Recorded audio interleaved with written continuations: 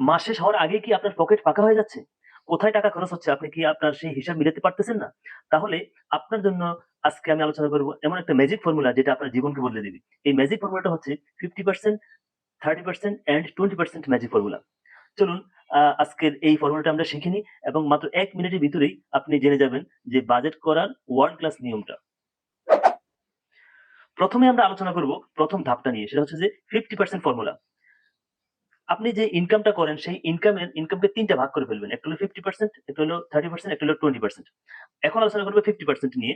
50% আপনার যে ইনকাম করেন সেই ইনকামের 50% আপনি খরচ করবেন আপনার একান্ত যে প্রয়োজন, সেই একান্ত প্রয়োজনে। এটা হচ্ছে যে আপনার প্রয়োজন বা নিডস। মনে রাখবেন যে এই 50% এর ভিতরে আপনি যে কাজগুলো করবেন সেটা হচ্ছে যেমন আপনার বাসা ভাড়া দিতে পারেন, আপনার ইউটিলিটি বিল দিতে পারেন, আপনার যাতায়াত খরচ দিতে পারেন অথবা আপনার বাজার খরচ। কোন বিলাসিতা নয়। একেবারে জীবন ধারণ করার জন্য যতটুকু প্রয়োজন সেই সবটুকুই এই 50% এর ভিতরে আপনি খরচ করবেন। এর বেশি নয়। এবার আমরা আলোচনা করব ২য় ধাপ নিয়ে। ২য় ধাপটা হচ্ছে 30%। আপনার আয়ের 30% আপনি খরচ করবেন এই ধাপে। মনে রাখবেন বাজেট করা মানেই যে আপনার জীবন থেকে শখ বাদ দিয়ে দেওয়া ব্যাপারটা কিন্তু তা নয়।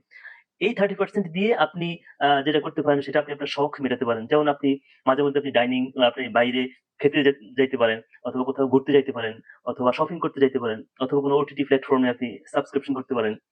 এই কাজগুলো আপনি করতে পারেন। তবে অবশ্যই সাবধান থাকবেন যে এই খরচগুলো যেন কোনোভাবেই আপনার ইনকামের 30% ক্রস না করে। এবার আমরা আলোচনা করব সর্বশেষ ধাপটা নিয়ে। সেটা হচ্ছে 20%। এই 20% টা হচ্ছে আপনার ভবিষ্যৎ। আপনি যে ইনকামটা করতেছেন, এই ইনকামের এই 20% ই হচ্ছে সবচেয়ে গুরুত্বপূর্ণ অংশ। আপনার ইনকামের এই 20% আপনি সর্বপ্রথম আপনি আলাদা করে ফেলবেন।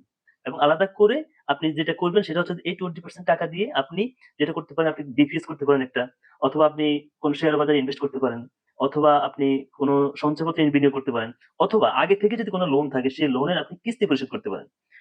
মনে রাখবেন এই 20 টাকাই কিন্তু ভবিষ্যতে আপনাকে কোন একদিন কোটিপতি বানাবে। এখন হয়তো আপনি ভাবতেছেন যে এই ফর্মুলাটা আপনার জীবনে কাজ করতেছে না। ঠিক আছে? যদি মনে করেন যে এই ফর্মুলাটা আপনার জীবনে কাজ করে না, তাহলে বুঝবেন যে আপনার 30% যে শখ, সেই শখটা আপনার 50% প্রয়োজনকে খেয়ে ফেলতেছে। তাহলে কি করবেন? আজকে আপনি একটা ডায়েরি মেইনটেইন করবেন অথবা আপনার মোবাইলে আপনি একটা মোবাইল অ্যাপে আপনি খরচগুলো লিখে রাখবেন এবং আপনার ইনকামকে ৩ ভাগ করে ফেলবেন। আপনি আপনার আয়ের কত পার্সেন্ট সঞ্চয় করেন? 5%, 10% or 0% নাকি আরো মাইনাসে থাকেন? কোনটা? আপনি আপনার ৭০ টা ভিডিওর কমেন্টে জানাতে পারেন এবং আপনার মিতব্যয়ী বন্ধুকে এই ভিডিওটা আপনি ট্যাগ করে দিতে পারেন এবং ভবিষ্যৎ এবং পরবর্তী ভিডিওর জন্য অপেক্ষা করতে পারেন। ধন্যবাদ।